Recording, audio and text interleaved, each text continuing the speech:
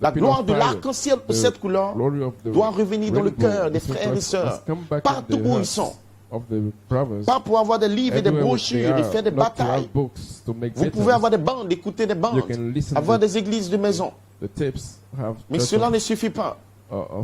La gloire de sa parole voix, la gloire d'Élohim doit redescendre dans votre cœur et manifester la vie surnaturelle de Dieu dans votre âme. Frères et sœurs, nous sommes dans le temps où la prière de Jésus doit s'accomplir en nous. Il doit voir, c'est comprendre. Nous devons voir sa gloire, comprendre comment Jésus est né et entrer dans cette naissance par la voix d'un ange dans le troisième pur. La parole parle vers une église. Le ministère de Gabriel vers une église. Un ange qui parle. Le Saint-Esprit vient sur la parole. Et ça, c'est voir la gloire de Jésus. Emmanuel, Dieu avec nous. Le bébé de cette tonnerre. Christ nous est né. La domination sera là. La lumière du monde. La gloire dans le désert. Vous devez voir et comprendre. La formation de l'image parole. Le test, les épreuves, les trois attaques sauvages. La gloire dans le désert. Former l'image.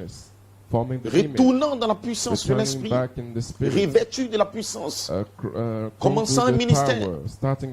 La gloire, là sur la montagne, celui-ci est mon fils bien-aimé. Et il a souffert, il a été testé dans sa troisième phase. Ce que tu m'as aimé voir ma gloire. Et dans Jean 17, et il a dit, Père, je t'ai glorifié sur la terre. Je t'ai glorifié sur la terre. Et j'ai achevé l'œuvre que tu m'as donné de faire. L'achèvement. C'est ce qui signifie en hébreu rendu parfait, mûr. Jésus a achevé l'œuvre. Il a rendu parfait l'œuvre. Et au jour de la voix du septième ange, le mystère de Dieu s'achèvera. Mais qu'est-ce qu'il a fait? Qu'est-ce qu'il a achevé? Il était adopté. Mais il voulait maintenant se connecter à la gloire de son corps. Entrer dans l'adoption physique. La glorification du corps. Il est devenu jeune. Il dit, j'ai achevé l'œuvre que tu m'as donné de faire. En moi. Je l'ai achevé en moi. Et vous, vous qui avez votre nom dans le livre, vous avez une œuvre à faire. Et Malachie 4 nous dit, la statue de l'homme parfait. Quand cette œuvre, cette église, cet être, il est achevé à l'intérieur de vous, c'est l'église de Dieu qui va dans l'enlèvement. Et Malachie 4 nous dit, ma mission, mon œuvre, mon ministère, c'est d'amener des hommes et des femmes à la statue d'un homme parfait, à devenir une habitation de Dieu en esprit, afin que ces hommes et ces femmes puissent être distributeurs de la puissance par la parole parlée.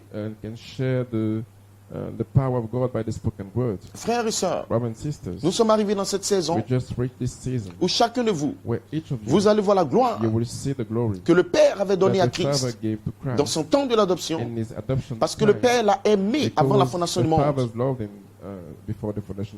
Et il a dit, Père, au verset 22, je leur ai donné la gloire.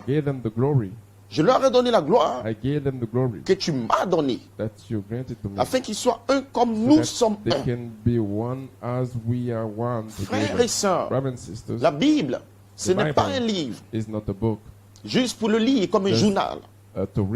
La Bible est la prophétie de la parole éternelle de Dieu. Et Elohim est descendu sur la terre. Il a parlé, il a exprimé le désir et le projet qu'il a pour toi.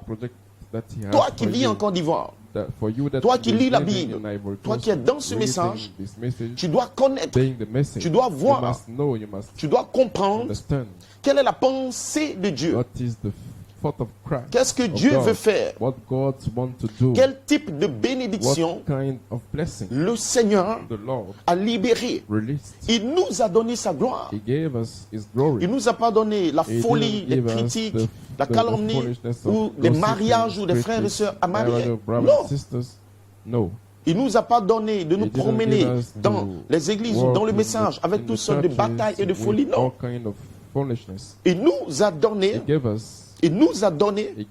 la gloire que le Père lui avait donné. Qu'est-ce que c'était? Le germe sémence. Transmettre la vie éternelle. La parole parlée. La nouvelle naissance. Je vous enverrai un consolateur. Le Saint-Esprit survenant sur vous. La promesse. Il souffla sur eux. L'ouverture de la parole. Son sang, sa vie. C'est ça la gloire. Afin que vous reveniez comme roi et sacrificateur pour régner dans ce glorieux millénium. Voilà ce que Dieu nous a donné. C'est ce message. Ce n'est pas une promenade, ce n'est pas la folie comme des membres d'église qui souffrent et qui combattent pour des gloires charnelles. Nous avons été rachetés, pas par des choses périssables, pas par l'or, pas par l'argent, mais par le sang précieux. Le sang précieux de Christ. Dieu est descendu nous racheter. Et Jésus nous a donné cette gloire.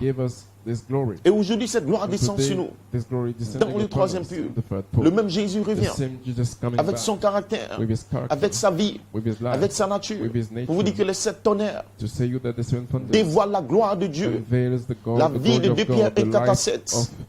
La gloire de sa nature arc-en-ciel qui va déverser dans votre cœur dans cette saison. Cela veut dire, frère, vous ne serez plus jamais la même personne. Les démons seront détruits. La maladie sera détruite. Peu importe ce que le diable a essayé de faire. La gloire des 7 couleurs de l'arc-en-ciel. La gloire des 7 esprits d'Élohim. Dieu, l'esprit surnaturel, sera immorphé en vous. Les 7 arcs-en-ciel vont entrer à l'intérieur et vous allez prendre le livre. Vous allez manger le livre. Vous serez la parole de Dieu manifestée. C'est votre promesse. Vous devez le croire. Voilà la gloire. Voilà ce que Dieu nous donne dans l'année de la rédemption. Et à cause de la gloire, de sa parole, de son esprit, de sa présence, de sa nature, de son autorité, vous devez combattre chaque démon de l'enfer qui essaie de vous ravir cette gloire et de vous stopper. Frères et sœurs, la rédemption, nous combattons des démons, des Philistins, des esprits impurs, des géants intellectuels. S'ils sont dans ton esprit, tu dois les combattre. Jésus a combattu pour entrer dans la gloire que le Père avait pour lui. Ce n'était pas un lâche. Ce n'était pas un membre d'église. Nous sommes des soldats chrétiens. Vous devez être entraînés et connaître l'ennemi, reconnaître ses tactiques. Vous devez combattre par la parole. Jésus dans le désert savait qu'il devait reprendre la gloire du règne, la gloire de l'autorité et redevenir Dieu sur la terre, régner pendant le millénium. Et quand le diable lui a montré la gloire, l'argent, les femmes, le sexe, le péché, les membres d'église, les critiqueurs, les incrédules, Jésus, il a dit, arrière de mon Satan. Il est écrit, si un frère, une sœur, peu importe qui il est, un ministre, un diacre, administrateur, essaie de stopper votre gloire, vous éloigne de votre gloire, vous devez tirer l'épée. Tirez l'épée. Vous prenez l'épée du troisième pur, l'épée de la parole parlée, l'épée du ministère des anges.